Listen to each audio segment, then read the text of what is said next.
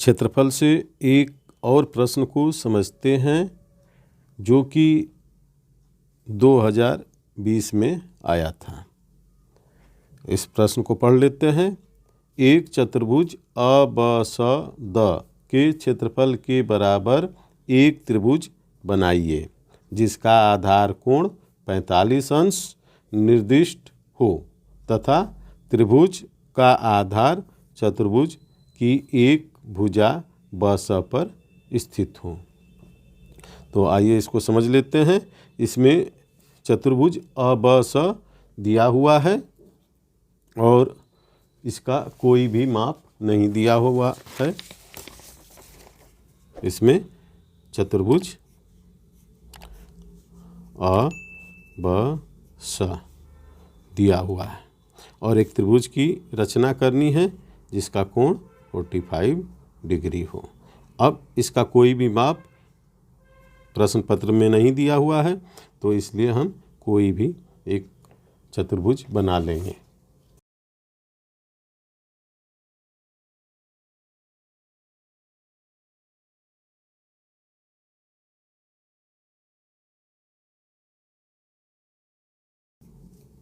यह एक चतुर्भुज ABCD दिया हुआ है और इसी के क्षेत्रफल के बराबर हमें एक त्रिभुज की रचना करनी है जिसका कि एक कोण 45 डिग्री का हो।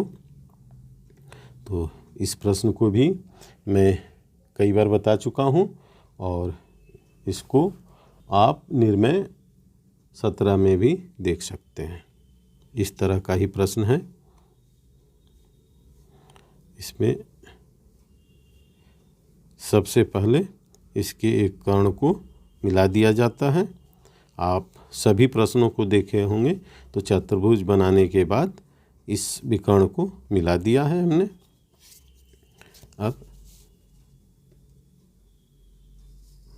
BA रेखा को ऊपर तक बढ़ा लेंगे क्योंकि जहाँ कोण आ जाता है तो थोड़ा सा भी यहाँ पर अलग ढंग से इसे बनाया जाता है। इसको आप यहाँ देखिए और निर्णय में भी देखिए। AC के पैरेलल बिंदु D से रेखा हमें खींचना है। क्योंकि कोण दिया हुआ है, पहले हम नीचे की तरफ आते थे लेकिन ऊंचाई और कोण देता है तो ऊपर ही जाना पड़ेगा हमें।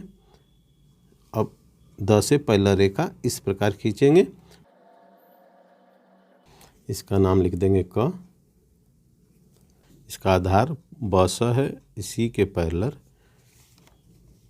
हमें पॉइंट K से एक रेखा खींचनी है।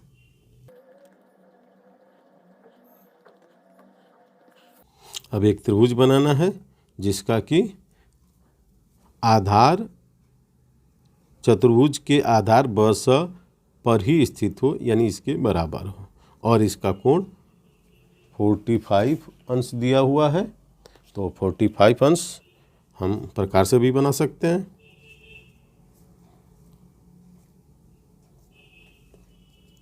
(45 डिग्री बनाने के लिए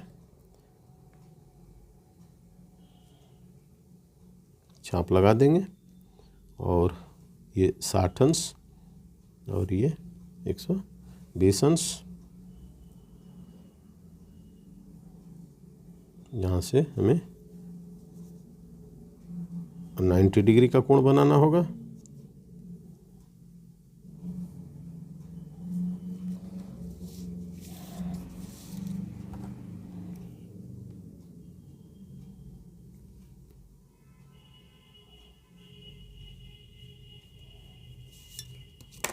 और 90 डिग्री का आधा 45 डिग्री हो जाएगा।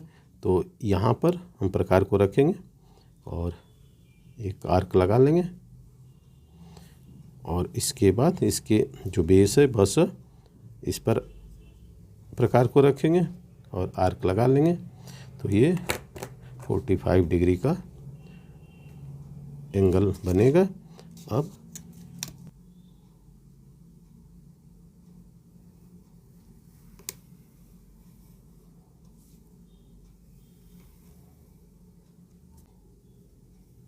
यहाँ ख लिख देंगे और ख श को भी मिला देंगे।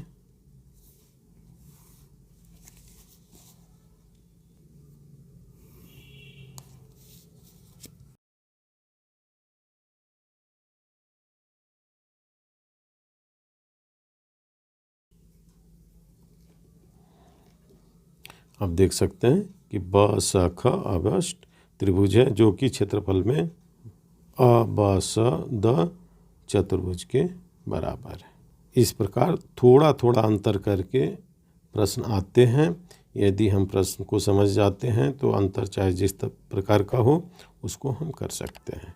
तो चतुर्भुज के बराबर त्रिभुज की रचना कैसे होती है आपको कई वीडियो में बता चुका हूँ।